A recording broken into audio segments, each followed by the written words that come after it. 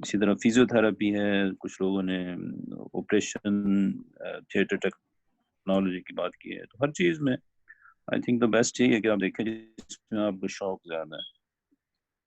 Thank you for listening. जी, बड़ा अच्छा आपने कहा इकबाल नईम साहब के, जहाँ पे हम ईटिंग डिसऑर्डर्स की बात करते हैं, जहाँ पे डायटीशियन का वो रोल आ जाता है, वहाँ पे साइकोलॉजिस्ट का भी बहुत ज़्यादा रोल है। साइकोलॉजिस्ट का तो वैसे तो हर फील्ड में रोल है, साइकोथेरेपी, डिप्रेशन, टेंशन में हर जगह है। और स्पेशली जब ईटिंग डिसऑर्डर्स की बात करते हैं, वहाँ बहुत ज़्यादा इसके अलावा डीपीटी भी जो है, वहाँ पे भी डाइट का बहुत ज़्यादा रोल है। और इसके अलावा उनकी साइकोथेरेपी का भी रोल है। फार्मेसी में भी बहुत ज़्यादा रोल है। ड्रग फूड इंटरेक्शंस यहाँ पे आ जाते हैं। वहाँ पे कौन सी ड्रग किस फूड के साथ कैसे इस्तेमाल करनी है, किस अमाउंट में करनी है, कितना गैप होना चाहिए, तो ये सारी चीज़ें उसमें वो आ जाती हैं।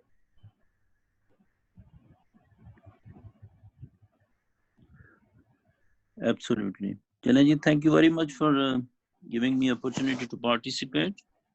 तो मैं चाहता हूँ थैंक यू टू आफ्ताब साहब भी, उनकी बात बहुत अच्छी थी। तो I will be excuse now. अल्लाह हाफिज। अल्लाह हाफिज। थैंक यू इकबाल साहब, thank you, thank you, thank you जी। Thank you.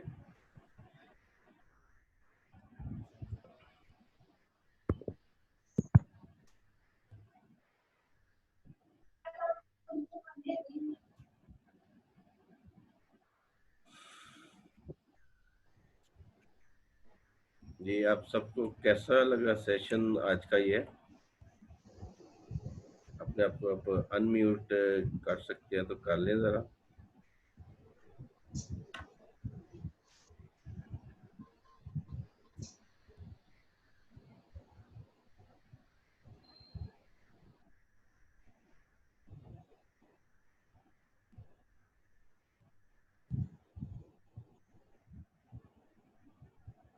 जी, आपने अपने व्यूज़ दे सकते हैं। अगर अपने आप को अनम्यूट कर सकते हैं तो कर लें, मैंने अलाउ कर दी है।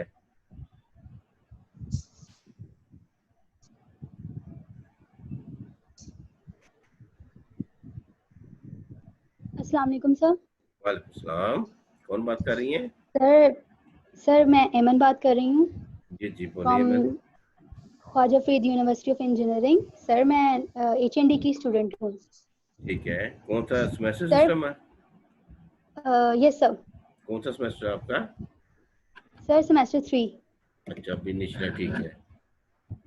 सर मेरा क्वेश्चन ये है कि after doing HND means BS है सर, इसके बाद कौन सी फील्ड या आप रेकमेंड करना चाहेंगे, लाइक कौन सा ऐसा डिप्लोमा या कोर्स जिसके थ्रू हम बेस्ट जॉब जो है वो ले सकें? देखिए ना, फील्ड जो भी हो वो बहुत अच्छी होती है। स्कोप इंसान ने खुद अपना खुद बनाना है।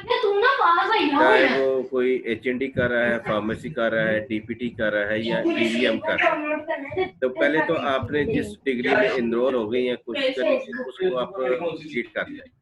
ये उसके बाद अगर आप न्यूट्रिशन की फील्ड में जाना चाह रही हैं, तो आगे आप MPhil को कंटिन्यू कर सकती हैं, MPhil इन न्यूट्रिशन। फिर इसके अलावा एक वो आता है पब्लिक हेल्थ। पब्लिक हेल्थ बहुत अच्छी फील्ड है। एक जनरल पब्लिक हेल्थ है और एक पब्लिक हेल्थ न्यूट्रिशन है। आप उसकी तरफ भी जा सकती हैं। तो ये ऑप्शंस है आपके। पब्लिक हेल्थ है, फिर अपनी फील्ड है आपकी न्यूट्रिशन, फिर फूड एंड न्यूट्रिशन भी है। उस तरफ भी आप जाके काफी अच्छा काम कर सकते हैं, और पब्लिक हेल्थ एंड न्यूट्रिशन भी है। जी,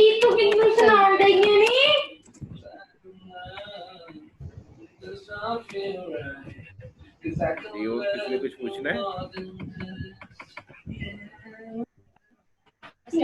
अस्सलाम सर। वालेकुम सलाम। कौन बात कर रही है? सर मैं रीबा इकबाल बात कर रही हूँ।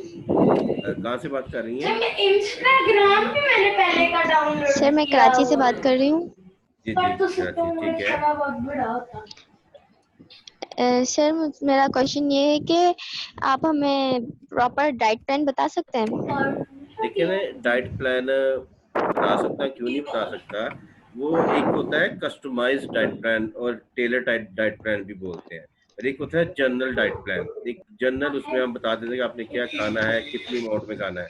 कस्टमर या टेलर डाइट प्लान वो डाइट प्लान होता है जो हम आपकी पेशेंट की हिस्ट्री लेके बताते हैं, तो उसको क्या मेडिकल कॉम्प्लिकेशन है, क्या उसके लाइक्स और डिसलाइक्स है, और कौन सी चीजें उसको खानी चाहिए, कौन सी नहीं खानी चाहिए।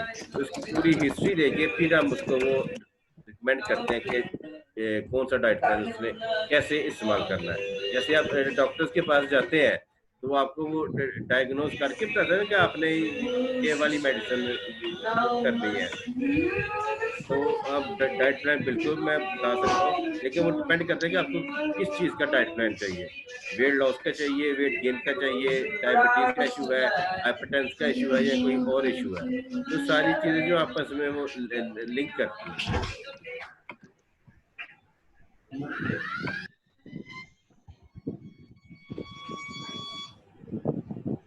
Excuse me sir. जी जी सर काइंडली एक बार इन सब पार्टिसिपेंट से कहें कि जिन्होंने क्वेश्चन नहीं करने वो अपने माइक्स ऑफ कर दें ताकि बीच में आप डिस्टर्ब ना हो। जी जी बिल्कुल सही कह रहे हैं कि पीछे आवाज़ आ रही है, कोई बच्चा रो रहा है, किसी ने वो म्यूजिक लगाया हुआ है, तो आपने म्यूट कर लें। जिसने क्वेश्चन करना है वो अपने आप को अनम्यूट करके ना फिर क्वेश्चन पूछ लें।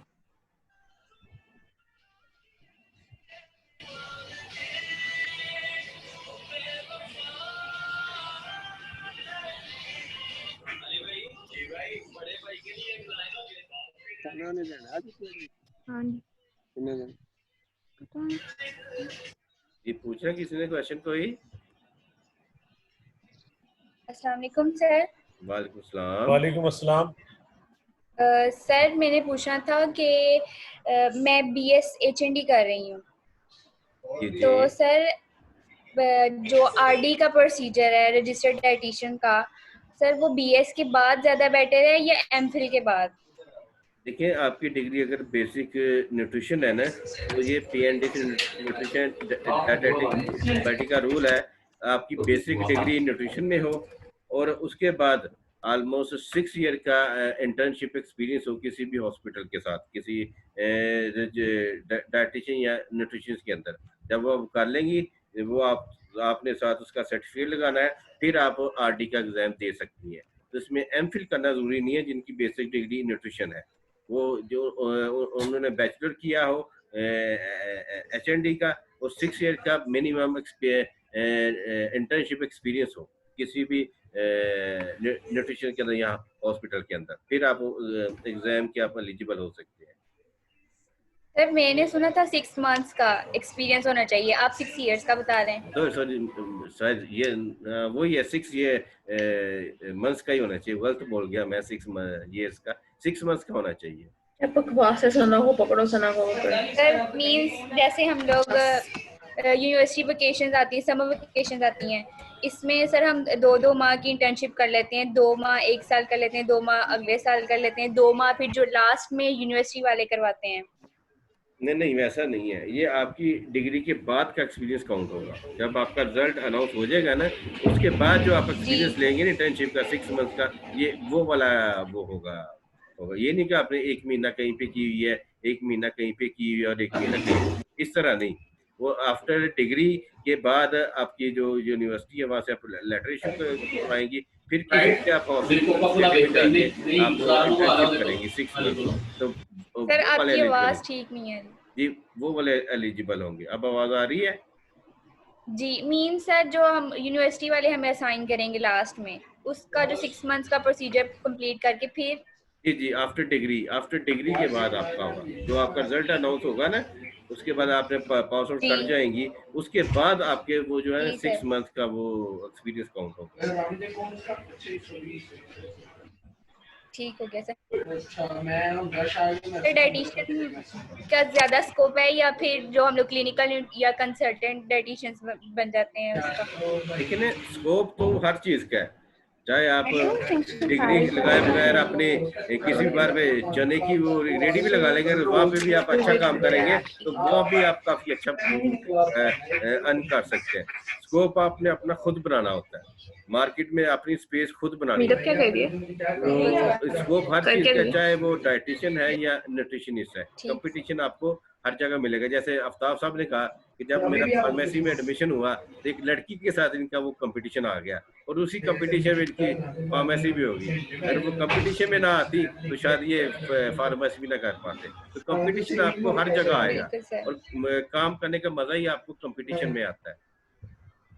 बिल्कुल sir, thank you so much sir. देखिए एक बात है डॉक्टर साहब के वो 5 बच्चों की अम्मा है और कुछ भी नहीं कर रही है, क्या फायदा हो? नहीं उसके साथ कंपटीशन तो मुझे फायदा हो गया, उसको कोई फायदा नहीं हुआ। नहीं वो उसको कहता था कि तुम्हारी शादी हो जाएगी। अब भी मैं उसको ताना देता हूँ, जब कभी कराची जाता हूँ मैं मिलता हूँ उसको, उसके जो हस्बैंड है वो लायर है और वो घर में उसके बच्चों को पाल रही है। अब उसके 5 बच्चे हो गए माशाल्लाह, 2 मेडिकल स्टूडेंट्स की अभी उन्होंने रिसेंटली ग्रेजुएशन की है, MBBS किया है। तो मैं उनके बच्चियों को भी कहता हूँ कि तुम्हारी माँ ने मेरा हक मारा। मैं टॉप कर रहा था कराची यूनिवर्सिटी, तो उसने जनाब कंपटीशन में आ गई मेरे साथ, तो वो टॉप कर गई और उसके बाद उसके फौरन उसकी शादी हुई। वो तो टॉप कर गई, लेकिन वाकई आपके पास सही कंपटीशन में मैंने फार्मेसी की, वरना मुझसे नहीं हो सकती थी। बड़ा मुश्किल ऐसे ही है, बिल्कुल ऐसे ही है, काफी मुश्किल और खुश्क सब्जेक्ट है इसमें ना। खासकर आप केमिस्ट्री की बात कर ले, स्ट्रक्चर्स बनाना बड़े वो टफ होते हैं। फार्मास्यूटिक्स बड़ा टफ खुश सब्जेक्ट है। बिल्कुल ऐसे फार्माकोलॉजी थोड़ा सा वो इंटरेस्टिंग है, तो फार्माकोलॉजी भी काफी मुश्किल है। तो कंपटीशन में एक काम करने का मजा है। कॉलेज में जो उसके फार्मूले है ना, वो पढ़ के इंसान का सर गंजा हो जाता है। बिल्कुल ऐसे ही है, सही कह रहे हैं। तो कंपटीशन में काम करने का मजा आता है, चाहे वो एजुकेशन हो या कोई और हो, ऐसे ही है कहीं भी हो। चाहे आपने बड़ी अच्छी मिसाल दी, चाहे आप रेडी वाले के साथ कंपटीशन कर लें, आप तभी कामयाब होंगे जब आप किसी के साथ, जब आपका कोई ऑब्जेक्टिव होगा। अगर आपके जिंदगी का कोई ऑब्जेक्टिव नहीं है तो फिर फायदा कोई नहीं है। मैंने ऐसे कई यहाँ पे कॉलेजेस विजिट किए हैं, फातिमा मेमोरियल के साथ जो एफिलिएटेड है, वहाँ पे न्यूट्रिशन 7-8 लाख रुपए दे रही है सालाना उनको, और कुछ भी नहीं पढ़ रही, कोई उनको पता ही कुछ नहीं है। वो सिर्फ एक टैग लगवाने के लिए आई नहीं है कि हमारे नाम के साथ डॉक्टर हो जाएगा, और जब तक कोई रिश्ता आएगा तो वो पूछेंगे कि बच्ची क्या कर रही है, तो वो बताते हैं कि डॉक्टर बन रही है। फिर जिसमें वो एंड में बताते हैं कि हमारी बेटी तो न्यूट्रिशनिस्ट बन रही है डॉक्टर, तो वो भाग जाते हैं लड़के वाले। हालांकि कि वो भी तो डॉक्टर ही है ना बेसिकली। वो उन्हें पहले ही बता दे, जब वो रिश्ता लेकर आएंगे वो पहले बता दे कि हमारी वो बेसिकली MBBS नहीं कर। वो असल में ये एक तरह का सिंपल कि जनाब हमारी बहू जो है वो डॉक्टर है।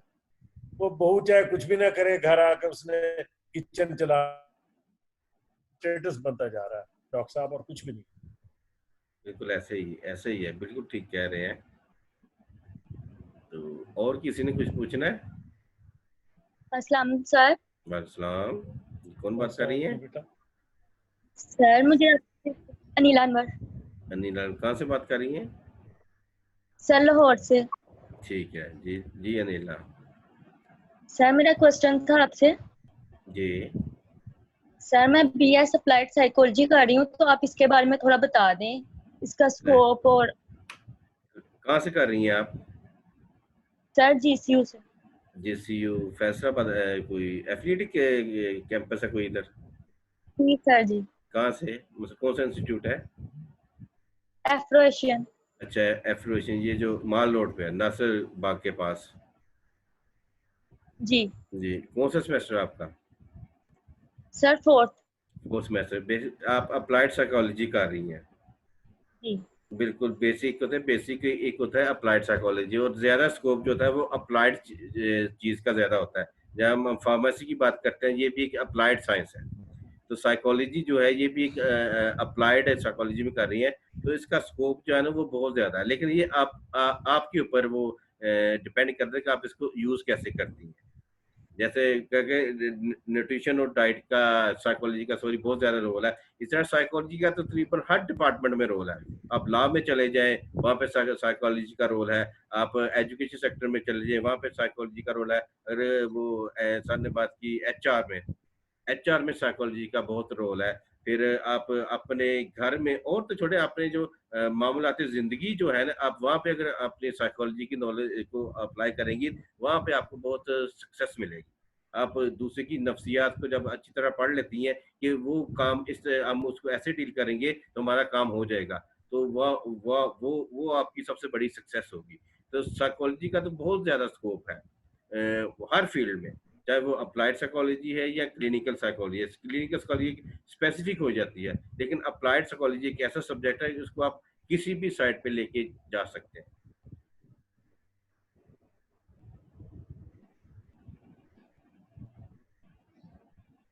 जी सर, थैंक यू। जी जी, वेलकम बेटा। अस्सलाम वालेकुम। वालेकुम सलाम। जी खमसा, वालेकुम अस्सलाम। कैसी हो बेटा? ठीक हूँ सर, आप कैसे हैं? मैं बिल्कुल ठीक हूँ। मुझे पहचाना? जी सर, पहचाना। अच्छा, वेरी नाइस, गुड।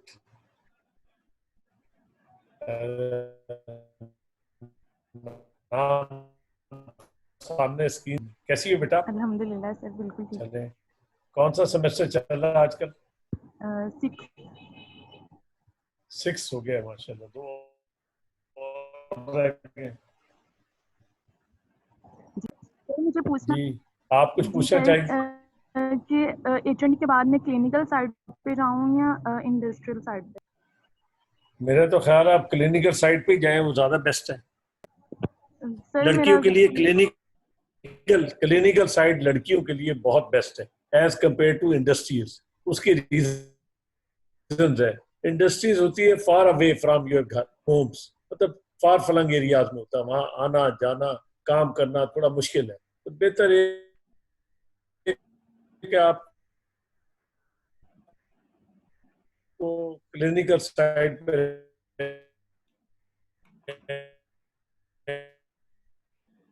रहेंगी तो आप डाइटिशियंस का स्कोप बहुत ज्यादा है।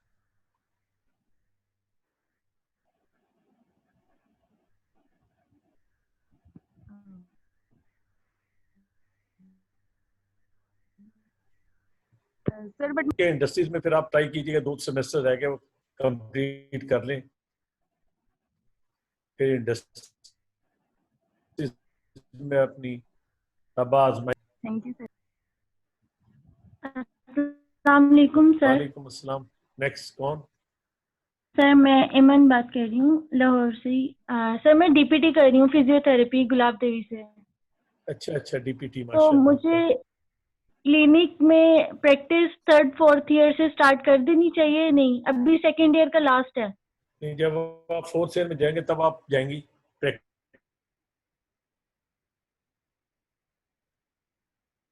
प्रैक्टिकल साइड में, अभी नहीं। ठीक। और ठीक इसके है, बाद क्या करना चाहिए? बस उसके बाद 5 ईयर डॉक्टरेट प्रोग्राम के बाद? जी। जब आपका होता है, हर हॉस्पिटल में डीपीटी है, हर हॉस्पिटल में फिजियोथेरापिस्ट जी। है। तो फिर आगे एमएस करना चाहिए, MS कर स्पेशलाइजेशन? लेगी तो और ज्यादा अच्छा होगा। ठीक, ओके। और कोई सवाल? एचएनडी वालों का इंडस्ट्रियल साइड पर क्या स्कोप है? किसका? मिशेल? सर एचएनडी वालों का। एचएनडी का इंडस्ट्री में तो कोई खास स्कोप नहीं है।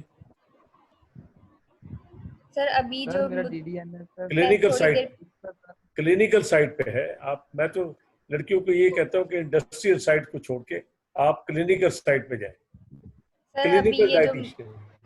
सही सर, ये जो पहले लड़की बोल के गई वो भी बता रही थी ना कि मैं एचएनडी कर रही हूँ तो इंडस्ट्रियल साइड पर मेरा इंटरेस्ट है। इंटरेस्ट तो मैं वही पूछना चाह रही थी वो कैसा इंडस्ट्रियल साइड पे कैसा स्कोप? नहीं, इंडस्ट्रियल साइड पे स्कोप बहुत कम है।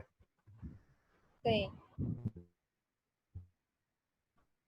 बताओ, नहीं सर, तो मैंने कहा कि पहले वही मैं पूछ रही हूँ स्कोप हो कैसे सकता है? मींस फूड साइंस या वो पंजाब फूड अथॉरिटी उस टाइप?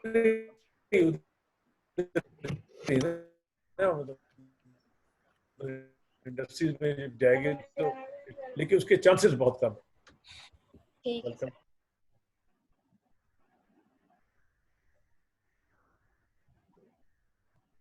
और कोई?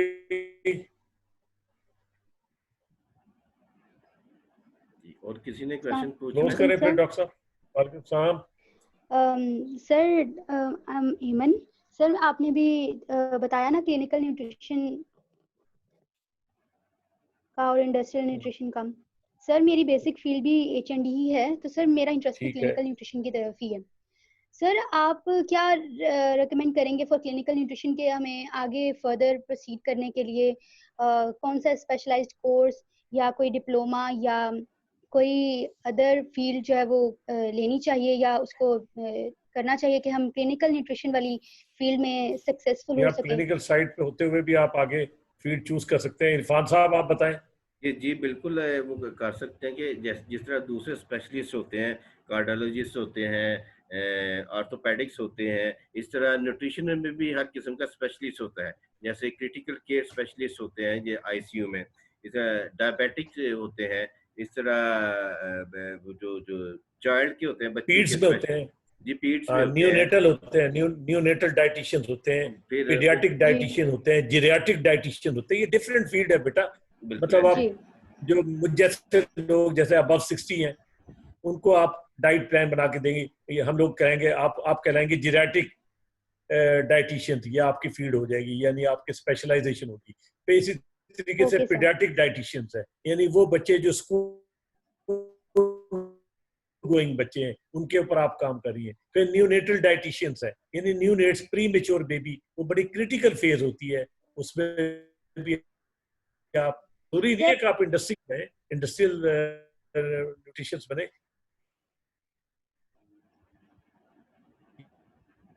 ये मैंने आपको लिए 3-4 आपको हेडिंग्स बताई है।